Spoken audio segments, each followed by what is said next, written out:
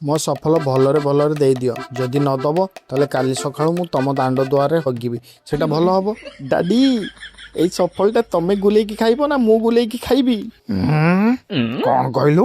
ଗୁଟକା ତୁ ଖାଇବୁ? ଚୋରି କରିବି ମୁଁ, ତୁ ଖାଇବୁ?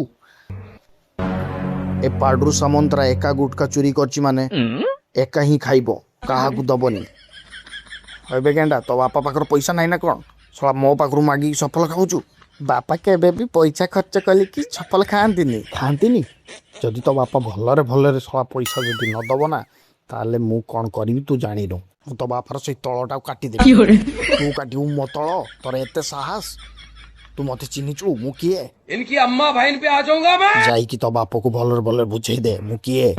ଡାଡି, ତମେ କି ବାଳ କାମ କରୁଛ କହିଲ ଟିକେ ମତେ? ଆରେ ବାବା, ମୁଁ ପାଡରୁ ସାମନ୍ତରାୟ, ମୁଁ ସବୁ ଖାଇବି। ହେଲେ ତୁ ମତେ କହିବା ପାଇଁ କିଏ କହ? ଆଉ ଥରେ ଯଦି ମତେ କ୍ୱେଶ୍ଚନ୍ କରିଥିବୁ ଘରୁ ବାହାର କରିଦେବି। ଭାଇ, ମତେ ଗୋଟେ ସଫଳ ଦେ, ମୁଁ ଖାଇବି ଟିକେ।